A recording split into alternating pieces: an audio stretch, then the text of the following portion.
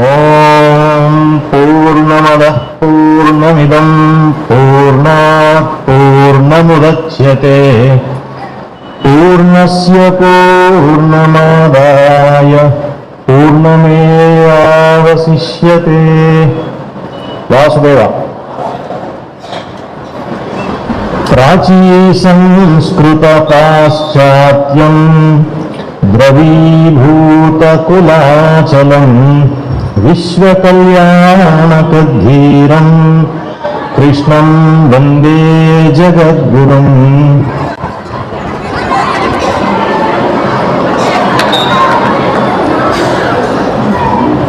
ఎప్పట్లాగా మన పూర్వ పుణ్య సుకృతం వల్ల అందరం మళ్ళీ ఈ పరమ పావనమైనటువంటి 12వ తారీఖు నాడు మళ్ళీ కలుసుకొని ఈరోజు మనం ముచ్చటించుకునే అంశం ఏంటంటే ప్రాక్ పశ్చిమ సమన్వయ వారధి మన గురువరేణ్యుడు. ప్రాక్ పశ్చిమ సమన్వయము అనేటువంటిది మన మాస్టర్ గారి అవతార లక్ష్యాల్లో ఒకనొక ప్రధానమైన లక్ష్యం. మాస్టర్ గారు బహుముఖ ప్రజ్ఞాశాలి అని పండితులు అంటుంటారు. ప్రజ్ఞ బహుముఖంగా ఉండటం కాకుండా, అంటే పండితులకి దృష్టి మేధస్సుతోటి పరిమితమై ఉంటుంది కాబట్టి వాళ్ళ కనిపించేది బహుముఖ ప్రజ్ఞ అన్నమాట.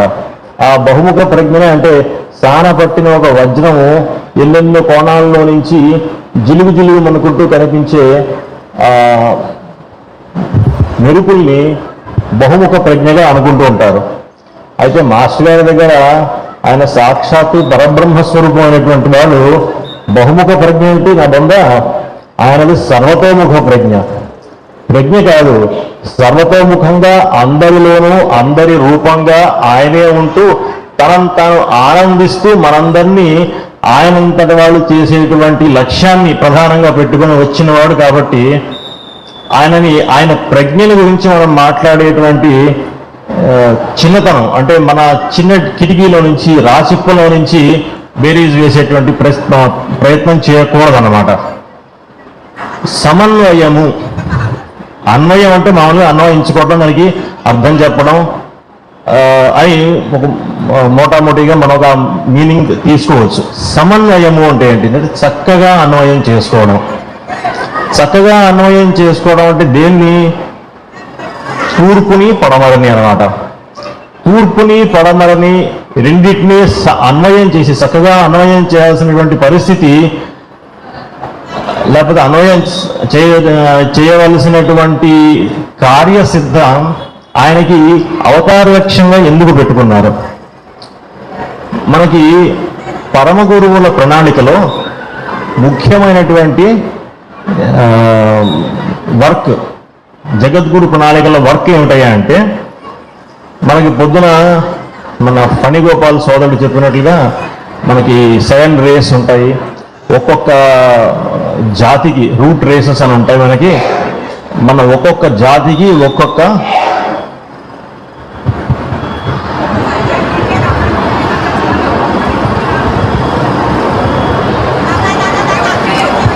ఒక్కొక్కటువంటి ప్రధాన లక్షణం అనేది ఉంటుంది. ఈ ప్రధాన లక్షణం ఏదైతే ఉంటుందో దాన్ని బేస్గా చేసుకొని ఆ రేస్, ఆ జాతి యొక్క పురోభివృద్ధి ముందుకు తీసుకువెళ్ళడానికి ఒక్కొక్క మాస్టర్ గారిని, ఒక్కొక్క జగద్గురువుని ఒక్కొక్క రేకి నియమించారు మైత్రేయుల వారు.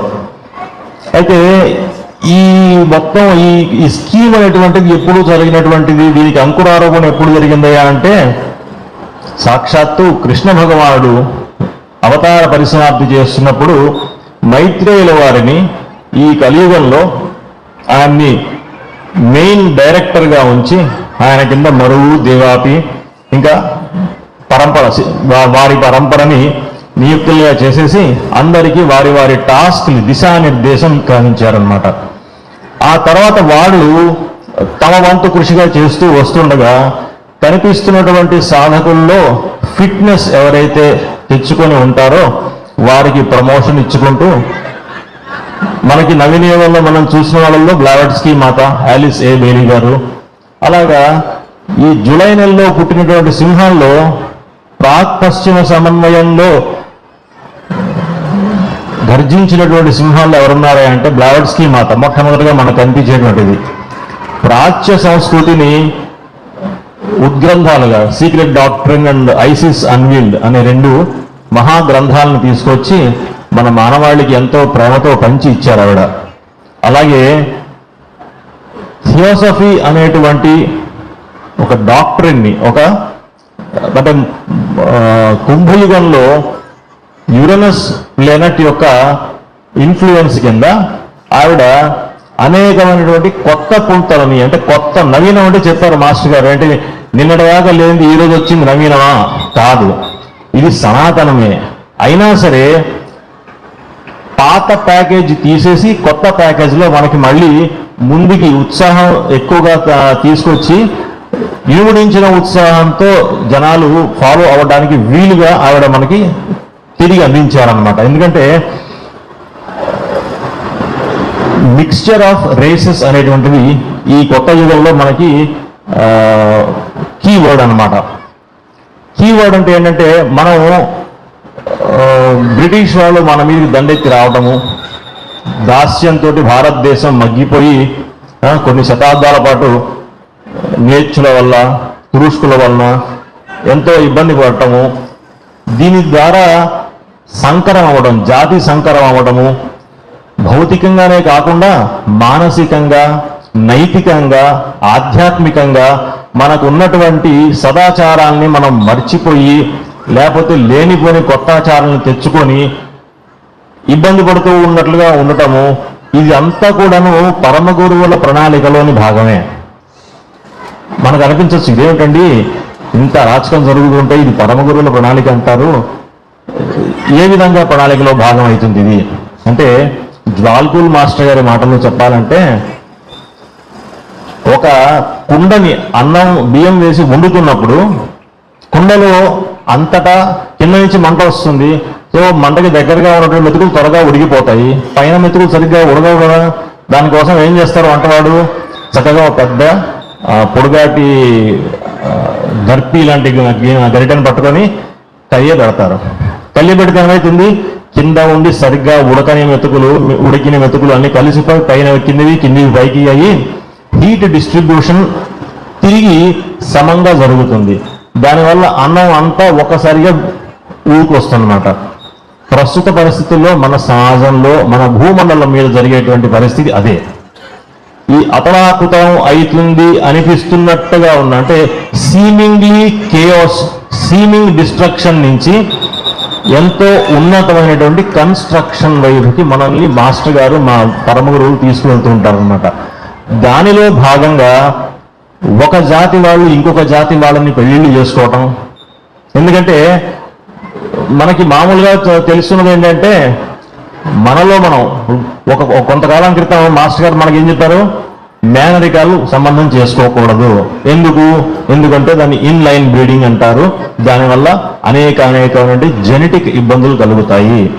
అలాగా ఇన్ లైన్ బ్రీడింగ్ కాలం దాటిపోయింది, ఆ కాలం దాటిపోయింది.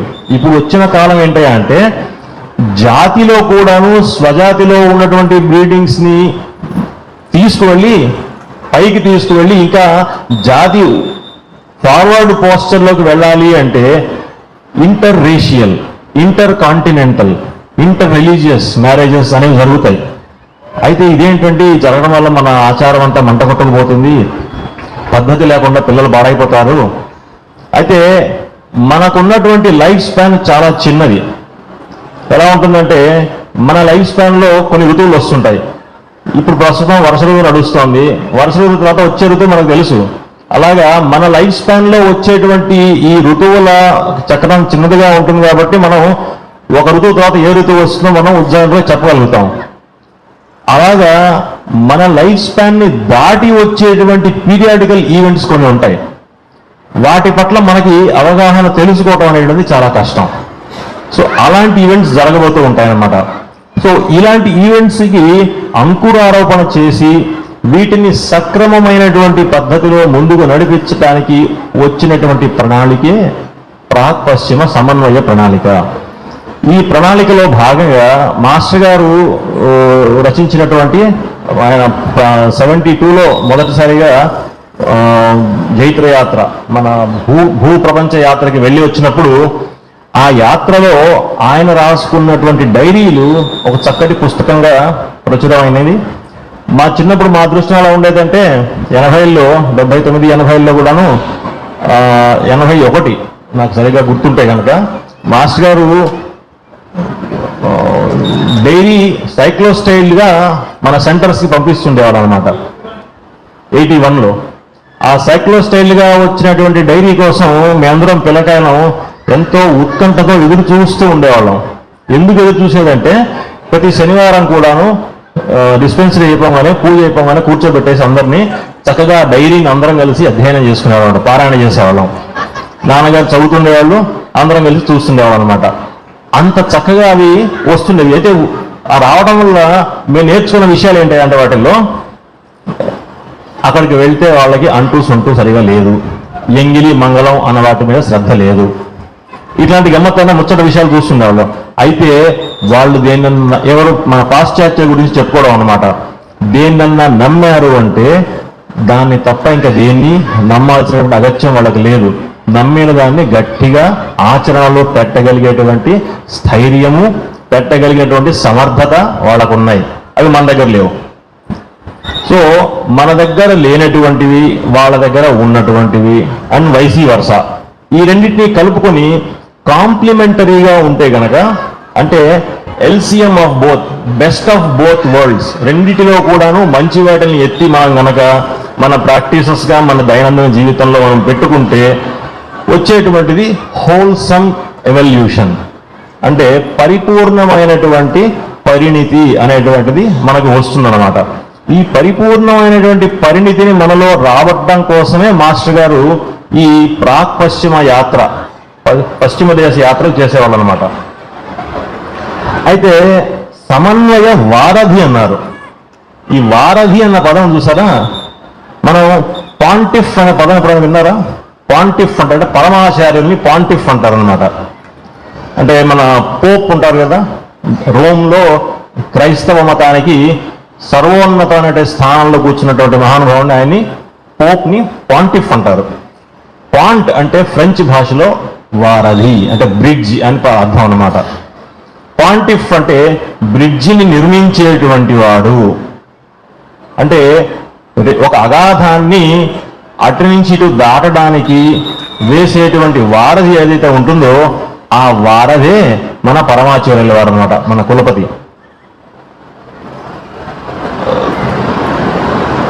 పువ్వు పుట్టగానే పరిమళిస్తుందని అన్నమాట చాలా మామూలుగా నానుడిగా వస్తున్నటువంటిది. 1949వ సంవత్సరంలో గుంటూరు హిందూ కాలేజీలో మాస్టర్ గారు అధ్యాపక వృత్తి మొదలుపెట్టారు. 49 అంటే స్వామివారికి కరెక్ట్గా చూస్తే అని 23 ఏళ్ళు.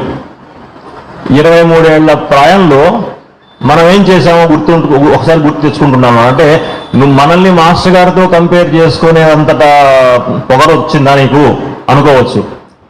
పొగరు పాట అట్లా ఉంచి కంపేర్ చేసుకోవడం అనేటువంటిది ఎంతో ముఖ్యమైనటువంటి విషయం అనమాట. కంపేర్ చేసుకుంటూ అంటే మనకి మన ముందు ఇన్స్పిరేషన్ అనేటువంటిది ఒక life size, larger than life size inspiration పెట్టుకోకపోతే గనక మనకి దిశ ఉండదన్నమాట. మనం ఒక దిశ పెట్టుకొని ఇదిగో మన ధ్రువ నక్షత్రం ఇది, ఈ నక్షత్రం ఇది, మనం మన మార్గాన్ని మనం టార్గెట్ని ఫిక్స్ చేసుకున్నాం, ఇంకా ముందుకు నడవచ్చు అనమాట. 49లో మాస్టర్ గారు అధ్యాపక వృత్తి స్టార్ట్ చేసిన తర్వాత కొత్తలో ఆయన ఎన్నో అప్రాకృత సాధనలు చేశారనమాట. అయితే ఈ సాధనల గురించి ఎందుకు ముచ్చట చెప్పుకుంటున్నాం? మనం చెప్పాల్సింది ప్రాక్ పశ్చిమ సమన్వయం గురించి కదా అనుకుంటే, మనిషిగా మారాలి అంటే ఎంతో సాధన వెనక ఉంటుందన్నమాట. అయితే సాక్షాత్తు శ్రీకృష్ణ పరమాత్మ మరి సాందీపని దగ్గరికి వెళ్ళి విద్యాభ్యాసం చేశారట. మరి విద్యాభ్యాసం చేసి 64 రోజుల్లో మొత్తం విద్యాభ్యాసం అయిపోయింది ఆయనకి. ఎందుకంటే మరి శంకులో పోస్తే కానీ తీర్థం కాదు కదా, గురువు గారి దగ్గరికి వెళ్తే కానీ విద్యాబుద్ధులు గడిపినట్లుగా అవ్వదని చెప్పేసి వెళ్ళారు. అలాగే మాస్టర్ గారు కూడాను మనం ఊహించిన ఇంటర్మీడియట్ చదువుతుండగా ఆయన కావ్యాలు రాశారండి. ఇంటర్మీడియట్ చదువుతుండగా రాసినటువంటి కావ్యాన్ని వాళ్ళ వైస్ ఛాన్సలర్ గారు పట్టుకొని, అమ్మో మన యూనివర్సిటీ ఇంత క్యాలిబర్ ఉన్న కవి మన పరిసరాల్లో ఉన్నాడంటే మనం ఎంతో చేసుకున్న గొప్ప అదృష్టం అని అన్నారట. అంటే ప్రతి ఒక్కళ్ళు ఎవరైతే మాస్టర్ గారి సామీప్యంలోకి వచ్చారో వాళ్ళు ప్రతి ఒక్కళ్ళు కూడాను వారి వారి స్తోమతని వారి వారి వికాసాన్ని బట్టి వారికి కనిపించిన దాన్ని వారు అనుభవించారన్నమాట ఆయన ప్రజెన్స్లో. అలాగా 62వ సంవత్సరంలో మాస్టర్ గారు పిహెచ్డి చేసే నిమిత్తం విశాఖపట్నానికి షిఫ్ట్ అయ్యారనమాట. హిందూ కాలేజీలో లెక్చరర్గా రావడం కూడాను ఆయన ఎప్పుడు పొరపాటున అప్లికేషన్ పెట్టి నాకు ఈ ఉద్యోగం కావాలి అని అడుక్కొని తెచ్చుకున్నటువంటి ఉద్యోగం కాదు. ఆయన అధ్యాపకులుగా నియమించబడ్డారు. అలాగే పిహెచ్డి చేయడం కోసం విశాఖపట్నం వచ్చిన తర్వాత తన జీవితంలో ఉన్నటువంటి ప్యారలల్గా నడుస్తున్నటువంటి అనేక విషయాల వలన మాస్టర్ గారికి ఇక్కడ విశాఖపట్నంలో విశేషమైనటువంటి శిష్యవర్గం తయారయ్యారు. అప్పటికే తయారవడంతో పాటుగా పిహెచ్డి అయిపోయాక మరి మాస్టర్ గారు ఏంటి ఇంటికి మళ్ళీ తన గూడు తను చేరాలేమో అని చెప్పేసి అనుకుంటూ ఉండగా 66వ సంవత్సరంలో అప్పుడు అక్కడి Visakhapatnam syndicate member, Andhra university syndicate member Kandala Sarveswararao గారు స్వయానా వచ్చి, మాస్టర్ గారు మీరు దయ ఉంచి అధ్యాపకులుగా ఇక్కడ చేరండి, సిండికేట్ మిమ్మల్ని నియమించింది అభ్యర్థిస్తున్నది అని చెప్పేసి ఇక్కడ అధ్యాపకులుగా ఆయనకి వారే ఆఫర్ చేసి ఆయన్ని అధ్యాపకులుగా నియమించుకున్నారన్నమాట. సో అట్లా విశాఖపట్నం వాస్తవ్యులు అయ్యారు మాస్టర్ గారు. అయిన తర్వాత ఈ మధ్యలో 62, 63 ప్రాంతాల్లో గుంటూరులో ఈ విశాఖపట్నానికి జస్ట్ బయలుదేరే ముందు రోజుల్లో అన్నమాట ఈ మిహిరా ఆస్ట్రో స్పిరిచువల్ అసోసియేషన్ లాంటిది ఒకటి తయారయ్యి వాళ్ళు మిహిరా అనేటువంటి మన పీరియాడికల్ని పబ్లిష్ చేయడం మొదలుపెట్టారు. దాంట్లో మాస్టర్ గారిని అభ్యర్థించగా ఆయన ఎడిటర్గా ఆ రోజు వ్యాసాలు రాస్తున్నారు అన్నమాట. ఆయన రాసినటువంటి అష్టగ్రహ కూటమి గురించి, భారతదేశ భవిష్యత్తు గురించి, ఆ రోజుల్లో అష్టగ్రహ కూటమి హాట్ టాపిక్ అన్నమాట. దాని గురించి మాస్టర్ గారు రాసినటువంటి వ్యాసాన్ని ఒక యోగి పుంగవుడు, పాశ్చాత్య యోగి పుంగవుడు చదివి ఆల్బర్ట్ శశి గారు ఆయన ఉండబట్టలేక ఆయన గుంటూరు వచ్చేసారట. గుంటూరు వచ్చేసి మాస్టర్ గారిని కలిసి, అంటే అప్పటికి మాస్టర్ గారికి నిండా 27 ఏళ్ల వయసు. 27 ఏళ్ల వయసులో ఒక ఎంతో పరిణితి చెంది ఈ లైఫ్లో భౌతికంగా ఆయన శరీర త్యాగం చేసేటువంటి సమయం ఆసన్నమవబోతున్న తరుణంలో ఉన్నటువంటి ఒక యోగి పుంగవుడు ఈయన దగ్గరికి వచ్చి ఈయన యొక్క ఆ వ్యాసం చదివిన తర్వాత అమ్మో ఇంత మహాత్ముడిని మిస్ అయిపోతున్నానని చెప్పేసి ఆయన దగ్గర వచ్చి కూర్చొని ఆయన ఆఫర్ చేయగా ఒక 4 రోజుల పాటు మాస్టర్ గారు నీలగిరిలో ఉండేటువంటి ఆయన ఆశ్రమానికి, నిన్న మనకు సుదర్శన మాస్టర్ గారు చెప్పారు కదా, అలాగా కోటగిరి దగ్గర అన్నమాట వారి ఆశ్రమం ఉంది. అక్కడికి వెళ్ళి ఆయనతో పాటుగా కూర్చొని ఆయన కావాల్సినటువంటి సిలబస్ ప్రకారం ఆయనకి అన్ని బోధించారన్నమాట, బ్రహ్మ విద్య. అది చూసిన తర్వాత వారికి అర్థమైంది ఏంటంటే మన మాస్టర్ గారు పాక్ పశ్చిమ సమన్వయానికి కావాల్సినటువంటి డివిటీ తనకి చూపించేటువంటి టార్చ్ బేరర్ అన్నమాట. కాబట్టి ఈ డివిటీని ఎంతో అపురూపంగా మనం ముందుకు తీసుకువెళ్ళాలి అని చెప్పేసి అప్పుడే ఆయన చెప్పారనమాట, నేను మరలా వస్తాను, మీరు తప్పకుండా మన పశ్చిమ దేశాలకు రావాల్సిందే అని చెప్పేసి ఒక ఆఫర్గా ఇచ్చి వెళ్ళిన ఆయన 70వ సంవత్సరంలో మళ్ళీ వచ్చి మాస్టర్ గారిని విశాఖపట్నంలో కలిసి ఆ తర్వాత వెంబడే దేహత్యాగం చేశారు. ఆ తర్వాత ఆయన యొక్క సహచరుగా ఉన్నటువంటి అనుయాయులైనటువంటి వాళ్ళు యూరోపియన్ దేశంలో బెల్జియం దేశం నుంచి మాస్టర్ గారికి ఇన్విటేషన్ ఇచ్చి మాస్టర్ గారిని పశ్చిమ దేశాలకు ఆహ్వానించారన్నమాట. ఇది భూమిక. మాస్టర్ గారు ప్రాక్ పశ్చిమ సమన్వయానికి మొట్టమొదటి మెట్టు ఎలా వేశారు, అటు పక్కకి మొదటి అడుగు ఎలా వేశారు భౌతికంగా అనేది దాని ముందు జరిగినటువంటి భూమిక అన్నమాట. అలా ముందుకు వెళ్ళిన తర్వాత ఇందాక అనుకున్నామే బ్లావట్స్కీ మాత, అరవింద మహర్షి, తర్వాత మాస్టర్ సివి గారు, ఈ ముగ్గురు కూడాను. అరవిందులు అసలు మామూలుగా చదువుకున్న మొదటి నుంచి చదువుకున్నదే ఇంగ్లీష్ చదువు అనమాట. అలాంటిది అంటే ఒక ఋషీశ్వరుని తీసుకెళ్లి గురుకుల విద్య చూపించకుండా ఆయనకి ప్యాంటు షర్ట్ వేసి మెల్లో మెడగోచి కట్టేసి తీసుకెళ్లి హూణ విద్య అభ్యసింప చేసి తీసుకొస్తే ఆయన వచ్చి చేసింది ఏంటయ్యా అంటే ప్రాచ్య సంస్కృతిని, ఆర్ష ధర్మాన్ని ఆయన ఎంతో ఉన్నతంగా పాశ్చాత్యులకు కూడా బోధిస్తూ అరవింద్ ఆశ్రమాన్ని నిర్మాణం చేసి తర్వాత ఆయనకి ఎంతో మంది అనుయాయులు వచ్చేసి సమన్వయాన్ని, ప్రాక్ పశ్చిమ సమన్వయంలో ఆయన వంతు కృషి ఆయన సలిపారు. తర్వాత మన రష్యన్ మాత యోగిని సిద్ధమాత అయినటువంటి బ్లావట్స్కీ మాత, ఆవిడ తన వంతు ప్రాక్ పశ్చిమ సమన్వయాన్ని చేశారు. అలాగే మాస్టర్ సివి గారు సాక్షాత్తు భూగోళానికి ఉన్న వంకర్లే తీసేస్తూ ప్రాక్ పశ్చిమ సమన్వయం కాదు గోళాంతర సమన్వయం చేసినటువంటి సింహం ఆయన. మన మాస్టర్ గారు ఈ ప్రాక్ పశ్చిమ సమన్వయంలో గర్జించినటువంటి 4వ సింహం అన్నమాట. ఈయన ఉన్న సమయాన్ని దృష్టిలో పెట్టుకొని ముందుకు వెళ్ళి పూర్తి జస్టిస్ చేయలేనేమో అని చెప్పేసి నేను కొన్ని మాస్టర్ గారి డైరీ కాబట్టి ఇది మాస్టర్ గారి డైరీ చదువుకున్నామంటే మనకి సాక్షాత్తు మాస్టర్ గారి ప్రజెన్స్ ఆధారం లభిస్తుంది. అది మనం ప్రయత్నం చేస్తూ మాస్టర్ గారి ప్రాక్ పశ్చిమ యాత్రలో ఆయన సమన్వయం చేసేటువంటి విధానం ఎలా ఉంటుంది, దానివల్ల చదువుకోవటం వల్ల మనం ఆ ఒక్క ఇన్సిడెంట్ నుంచి, ఆ ఒక్క సందర్భం నుంచి మనం తీసుకొని మన జీవితంలో నింపుకోగలిగినటువంటి లక్ష్యాలు ఏమిటి అనేది చూసుకుంటూ ముందుకెళ్దాం. మాస్టర్ గారు మే 72లో బెల్జియం చేరుకున్నారు. బెల్జియం చేరుకున్న తర్వాత డినాంట్ గుహ అనేటువంటి ఒక గుహని దర్శించడానికి బయలుదేరారు. అంటే అక్కడ ఆర్గనైజర్స్ ఎవరైతే ఉన్నారో వాళ్ళు ప్రతిరోజు యోగ శిక్షణా తరగతుల్లా కాకుండా ఎంతో చక్కగా కొద్దిగా సైట్ సీయింగ్ చూసుకుంటూ, తర్వాత అక్కడ ఉన్నటువంటి ఆర్తులకి సేవ చేసుకుంటూ, అలాగే ఆధ్యాత్మిక ఉపన్యాసాలు మాస్టర్ గారితో పెట్టించి ఆయన ద్వారా ఆధ్యాత్మిక విద్యని అభ్యసిస్తూ చక్కగా బ్యాలెన్స్డ్గా తీసుకువెళ్ళారనమాట. అలా వెళ్తున్నప్పుడు ఈ డినాంట్ గుహ యొక్క ముచ్చటి మాస్టర్ గారి మాటల్లో చదువుకుందాం. డినాంట్ గుహ అనే ఒక అద్భుత దృశ్యము చూడబోతుంది. గుహా ప్రవేశములకు టికెట్లు అమ్ముటకు కొంత కాల వ్యవధి ఉన్నదని దాని అధికారులు చెప్తున్నంతలో ఒక యువతి తలుపు తీసి మాకు టికెట్లు ఇచ్చి పంపాను. ఒక వృద్ధుడు టేప్ రికార్డర్తో మా వెంట గుహలోనికి వచ్చాను.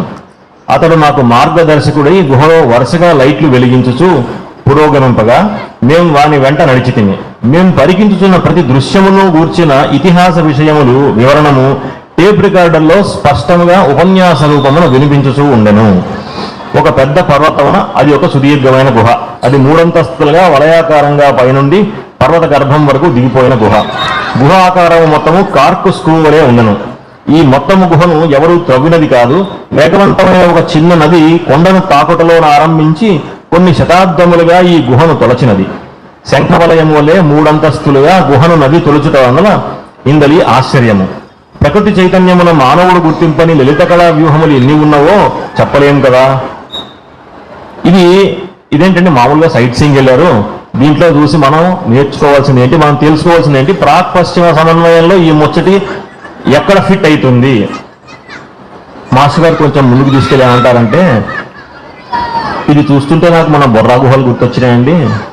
అయితే మన బొర్రా గుహల్లో ఎక్కడ కూడాను మనం అంటే ఇప్పుడు ఈ రోజుల్లో కొద్దిగా ఏవో లైట్లు పెట్టి ఏదో హడావిడి చేసి మనం ప్రతిదాన్ని కమర్షియల్గా ట్రీట్ చేస్తాం తప్పితే దాని యొక్క విలువని గుర్తించాం అనమాట. ఈ రోజు కూడాను అక్కడికి వెళ్ళి ఎక్కడ లైట్లు పెట్టి ఎక్కడ టికెట్లు పెడితే మనకు డబ్బులు వస్తాయా అన్న తప్పితే అది ఒక జాతీయ సంపద, సివిక్ సెన్స్ అంటారే, మన జాతికి సంబంధించినటువంటి ఒక అమూల్యమైనటువంటి ఒక వనరు దొరికింది మనకి. దాన్ని మనం జాగ్రత్తగా చూసుకుంటూ వచ్చిన వాళ్ళకి, మన దేశస్తులు కాని వాళ్ళకి మనం గర్వంగా దాన్ని షోకేస్ ఎలా చేయగలుగుతామా అన్నది మన దగ్గర ఇంతవరకు లేదండి, వీళ్ళని చూసి మనం ఇది నేర్చుకోవాలి అని అన్నారు అనమాట. అది ఆ ఒక్క విషయం. అంటే మాస్టర్ గారు అక్కడికి వెళ్ళిన తర్వాత వాళ్ళ దగ్గర ఉన్నటువంటి అద్భుతమైనటువంటి పాజిటివ్ ఇష్యూస్ ని హైలైట్ చేస్తూ ఉంటారు. అలాగే సున్నితంగా, చమత్కారంగా వారిలోని లోపాలు అనేకంటే వారిలోని వైచిత్ర్యాలని, అదొక విభూతి అనమాట. సహస్ర శీర్ష పురుష అన్నప్పుడు స్వామివారు ఏం చేస్తారంటే తన సృష్టిలో ఉన్నటువంటి గమ్మత్తు కోణాలను కూడాను ఆయన చాలా చమత్కారంగా చూడగలిగేటువంటి సామర్థ్యం ఆయన ఉంది కాబట్టి ఆయన దృష్టి ద్వారా మనకి అవి దర్శింపజేశారనమాట. తర్వాత స్వామివారు ఆల్బర్ట్ షాంతరిన్ అనే ఒక మహానుభావుని దర్శించారు. ఈయన 2వ ప్రపంచ యుద్ధంలో పాల్గొన్నటువంటి ఒక సైనికుడు అనమాట. అయితే ఆయనకి మళ్ళీ నేను పారాఫ్రైజ్ చేయకుండా మాస్టర్ గారి మాటల్లోనే చెప్తాను. 9:30కు బయలుదేరి ఆల్బర్ట్ షాంతరిన్ అనే ఒక విశేష వ్యక్తిని చూడబోయింది. అతని భార్య మాకెదురు వచ్చి స్వాగతం అడిగి మేడపైకి ఆహ్వానించినది. షాంతరిన్ శయ్యపై నుండి దిగి నడవలేని స్థితిలో అస్వస్థుడై ఉండెను. ఫ్రెంచ్ భాషలో అతడు ఉత్తమ శ్రేణికి చెందిన ఒక ప్రఖ్యాత కవి, పత్రికా రచయిత. 2వ ప్రపంచ సంగ్రామంలో యుద్ధవీరుడిగా పనిచేశాను. అప్పుడు ఒక తుపాకీ గుండు అతని కుడి భుజములో నుండి వక్షస్థలము లోపుగా ఎడమ భుజమున దూరి గాయపరిచను. యుద్ధము సందడిలో 3 దినములు ఆ గుండు శరీరమునందే నిలిచిపోవటం వలన రక్తము చెడిపోయాను. వైద్య సహాయమున మృత్యుముఖము నుండి బయటపడను కానీ తిరుగులేని అస్వస్థతతో మంచంపైనే గడుపుతున్నాడు. గడిచిన 4 సంవత్సరముల నుండి రక్త ప్రసారము క్రమముగా మందగించుతూ నీరసించుచున్నాడు. అరచేతులు, పాదములు నీలములై చల్లగానున్నవి. నేను అతనితో సంభాషణ చేసి సివివి ప్రేయర్ను ఉపదేశించి హోమియోపతి మందులను వ్రాసి ఇచ్చితని. అతని భార్యకు ఆనంద భాషములతో వెక్కిళ్ళు తరంగితములై వచ్చాను. నన్ను చూసి అతడు ప్రేమపూరితుడై చిరకాలము నుండి సంబంధము గల ఆత్మబంధువులే ఉప్పొంగెను. అతడు ఒక ప్రతిభాశాలి అయిన చిత్రకారుడని కూడా తెలుసుకుంటుంది. యేసుక్రీస్తు మున్నగు గురువుల భావమయ చిత్రములు అతడు సృష్టించినవి కుడ్యములకు అలంకరింపబడి ఉండెను. నేను భారతదేశమునకు తిరిగి వచ్చిన తర్వాత చాలా కాలమునకు నా రేఖాచిత్రమునకు దానిని ఊహామయముగా ఒక చర్చిపై అంతరిక్షమున భావించి చిత్రించి అతడు పంపెను. అయితే ఇతనితో పాటు జరిగినటువంటి ఈ స్మాల్ ఇంటరాక్షన్ ఏదైతే ఉందో, దీని తర్వాత మాస్టర్ గారు ఇంకా అక్కడే ఉండగా, ఎక్కడ మన యాత్రలోనే ఉండగా, ఆ యాత్రలో ఆయన మళ్ళీ ఒకసారి మాస్టర్ గారికి ఒక అద్భుతమైనటువంటి ఉత్తరం రాశారు. ఆ ఉత్తరం రాసి ఆ ఉత్తరం ఒకసారి ముచ్చటించుకున్నాం అనమాట. అంటే ఇవన్నీ ఏమిటంటే మనల్ని ఒక్కసారిగా సబ్లైమ్ చేసేటువంటి, మన భావాల్ని ఎంతో పరిపూర్ణంగా పునీతముగా చేసేటువంటి ముచ్చట్లు అన్నమాట. షాంతరిన్ ఆయన ఫ్రెంచ్ వాడు కాబట్టి అక్కడ ఉన్నటువంటి అధ్యక్షురాలైనటువంటి ఎలిజబెత్ వార్నన్ అనే మాతకి ఉత్తరం రాశారు. ప్రియమైన ఎలిజబెత్ సోదరికి, నేను బహు విషయములపై కుతూహలమును అనేక తాత్విక సిద్ధాంతములను వినబడనను కోరికను మానుకొంటిని. ఆ యొక్క వ్యక్తి పలికిన శాశ్వత వాక్కులు అనాహతమైన నా అంతర్వాణిలో వినుటకు మాత్రమే నిర్ణయించితిని. నీవు నా ఇంట సాన్నిధ్యము చేయించిన వ్యక్తియే అతడు. అతడు స్థాపించిన సంస్థను గురించిన ఆదర్శములు నాకు చిరకాలము నుండి ఆచరణీయములై ఉన్నవి. అతడు ఉపదేశించిన ప్రాథమిక సూత్రములకు, పవిత్రాశయములకు నేను హృదయపూర్వకమైన ఆనుకూల్యము కలిగి ఉన్నాను. నేను ఆ సంస్థకు యావత్ హృదయంతో సహకరించుచున్నాను. శక్తిని అనుసరించి సహాయము చేయగలను. 7వ తేదీ ఆదివారం నీతో ఆ వ్యక్తి నా ఇంటికి వచ్చుట రమణీయ దృశ్యము. దంపతులు ఇరువురము హర్షముల నిండి నిలిచితివి. వాతావరణము సుఖాశంసిమైనది. సత్వము, బలమును శక్తులు మాకు పుష్టినిచ్చినవి. కృష్ణమాచార్య గారికి ఈ విషయం వివరింపుడు వారి సాన్నిధ్యము నాకు బలమిచ్చి విశ్వప్రేమ కిరణము నా ఇంటిలోనికి ప్రసరింపజేసినది. శక్తి సంపన్నముకు వాస్తవ విశ్వసోదర భావము ఆ యొక్క వ్యక్తితో నేను ఇచ్చిపుచ్చుకుంటుని అని రాయటమే కాకుండా దీనితో జతపరిచి కృష్ణమాచార్యకై నేను రచించిన గీతికలను నా ఫోటోను కూడా పంపుచున్నాను. నేడే పోస్టల్ ఆర్డర్ ఎమ్మా పేరున 5,750 ఫ్రాంకులు ట్రస్టులకు నా సమర్పణగా పంపుతున్నాను అని ఆయన పంపించారన్నమాట. ఆయన రాసిన ఫ్రెంచ్ గీతాలకి వెంటనే మాస్టర్ గారు తెలుగులోకి అనువదించారు. అనువదించి ఆయుధముల పీడ ఎప్పుడంతరించగా అంతుమో, అశ్రుపాత బాధ ఎప్పుడు అంతమొంద చూతుమో, కొరమాలిన యుద్ధ పీడ కృంగిపోవుటెన్నడో, పనికిరాని వాదమ్ములు బడలిపోవుటెప్పుడో, హృదయమాత్మలోన గరిగి తత్వమందు శాస్త్రమెరిగి పాశ్చాత్యుల సజ్జనముల ప్రాచ్య ఋషులు కలిసిమెలిసి పలు మతములు పలు త్రోవలు హేతువాద బుద్ధి కలిగి ఏకముగా వర్ధిల్లుటములను మనమెన్నడు చూడగలమే. గగనసీమల లాస్యపటిమల క్రీడవేలెడు గోళ కన్యలు కంఠమెత్తిన గానమాధురి నెప్పుడర్థము చేసి కొనుటో, ధరణి గోళము పైని మనులుడు శాంతి నొందుట వెలుగునెన్నడో అని. అంటే ఆయన ఎంతో చక్కగా ఎంతో సున్నితమైనటువంటి మనస్సుతో రాసినటువంటి దాన్ని వెంటనే మాస్టర్ గారు ఎంతో సుహృద్భావంతో తనదిగా దాన్ని మళ్ళీ అనువదించి మనందరి కోసం పంచారనమాట. ఇలాగా మాస్టర్ గారు ఎన్నో అద్భుతమైనటువంటి ఇన్సిడెంట్స్ మనకి ఈ పుస్తకంలో పొందుపరిచారనమాట. అయితే ఇది కేవలం 1 సంవత్సరం మాస్టర్ గారి ప్రయాణంలో వచ్చినటువంటి డైరీ అనమాట. ఇలాంటివి మరి 7 పర్యాయాలు మాస్టర్ గారి జీవితంలో 7వ సంఖ్యకి చాలా ఇంపార్టెన్స్ ఉందని పొద్దున కూడా చెప్పుకున్నాం మనం. నవల సప్తకం రాశారు, 7 సార్లు భూప్రదక్షిణ యాత్ర చేసి వచ్చారనమాట. అయితే 7వ యాత్రలో చేస్తుండగా జీసూట్స్ అని ఒక తెగ అనేకంటే ఆల్మోస్ట్ తెగ వంటి వారనమాట. అంటే క్రిస్టియన్స్ లో ఉన్నటువంటి ఒక గమ్మత్తైనటువంటి సెక్ట్ అనమాట జీసూట్స్ అంటారు. అంటే కొంచెం ఆవేశపూరితమైనటువంటి భావావేశం ఎక్కువగా ఉన్నటువంటి క్యాండిడేట్స్ అనమాట. మాస్టర్ గారు ఒక అల్జైమర్స్ పార్కిన్సన్స్ వ్యాధి ట్రీట్ చేసేటువంటి హాస్పిటల్ ఒకటి ఉంది. ఆ హాస్పిటల్ దగ్గరికి వెళ్ళి అక్కడ ఏర్పాటు చేసినటువంటి కార్యక్రమంలో పాల్గొనడానికి వెళ్ళగా అక్కడ జరిగినటువంటి ఒక చిన్న విశేషాన్ని ముచ్చరించుకొని ఈరోజు ముగిస్తాను.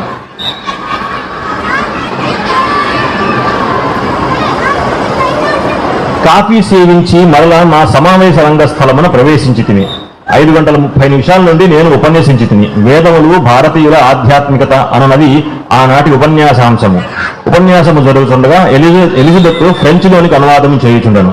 ప్రేక్షకుల్లో ముందు వరుసలో ఒక 50 ఏండ్ల వనిత కూర్చుండి పరీక్షగా నా వంక చూస్తూ మెల్లగా ఏవో వాక్యములు గొనుగుచున్నది. కొన్ని క్షణములు నిదానించి చూచి తిని. జుట్టు సమ్మరు క్రాపుగా కత్తిరించుకుని కూర్చుండిన ఆ వనిత మొగమున ఒక పుర్రె, ఎముక ముక్క, ఒక పానపాత్ర గాలిలో వ్రేలాడుచున్నట్లు కనిపించను. చక్కగా వస్త్రము ధరించి ఉన్నను ఆమె నగ్నముగా ఒక చీకటింట కత్తి పట్టుకొని తిరుగుచున్నట్లుగా కనిపించను. ఆమె క్షుద్రతంత్రములు అభ్యసించు రహస్య తాంత్రిక క్రతు సమాజమున సభ్యురాలనియు నాకు వాగ్బంధము చేయటకు యత్నించుచున్నది స్ఫురించను. ఇంతలో నేను చెప్పుచున్న వాక్యములకు ఫ్రెంచి అనువాదము చెప్పుచున్న ఎలిజబెత్ ఆకస్మికముగా ఆగిపోయినది. ఆమె నోరు మూతపడినది. ఏదో చెప్పుటకు ప్రయత్నించుట, మాటలు స్ఫురింపకుండుట జరుగుచున్నది. నాపై ప్రయోగించిన వాగ్బంధము ఎలిజబెత్ పై పనిచేయట గమనించిదని. వెంటనే ఎదుట గొనుగుచున్న వనిత కన్నుల్లోనికి చూచి నవ్వి తిరస్కరించినట్లు సంభాషించుచు ఉలిక్కి పడినట్లు చేసి తిని.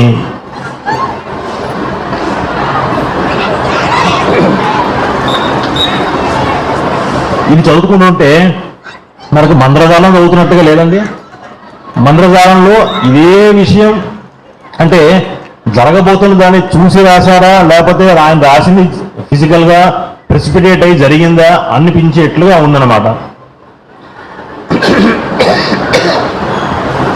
వెంటనే ఎలిజబెత్ మరలా జయప్రదముగా అనువాదము సాగించినది.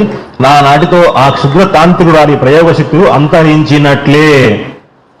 అంటే ఒక్కసారిగా ఆ తాంత్రికురాలి కళ్ళల్లోకి కళ్ళు పెట్టి చూసి ఆవిడ ఉలికిపడినట్లు చేయగానే అంత సాధన చేసి తంత్రశక్తులు సాధించినటువంటి ఆవిడ పని హుళక్కి అనమాట. అంటే మాస్టర్ గారు చెప్పింది క్లియర్గా ఏమిటి, ఇక ఈవిడ జన్మలో ఇట్లాంటి పిచ్చి వేషాలు వేయలేదు. ఉపన్యాసము సాగిపోయినది.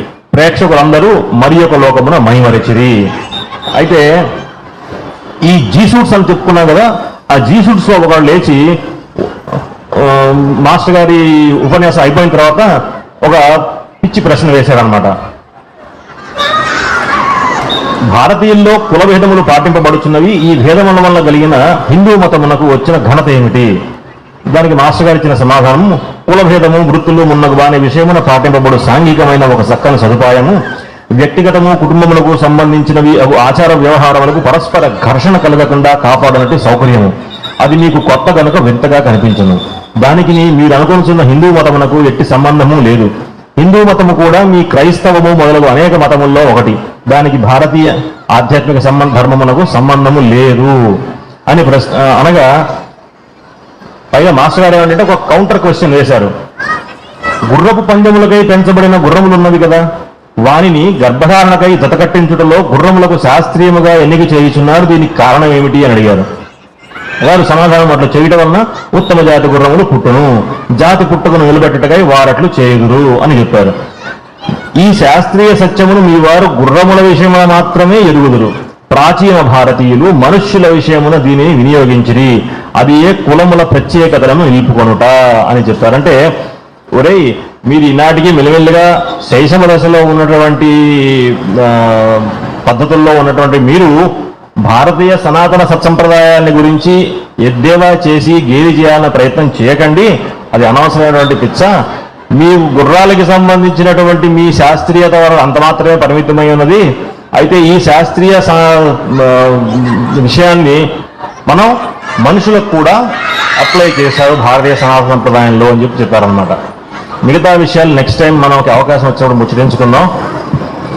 వాసుదేవ.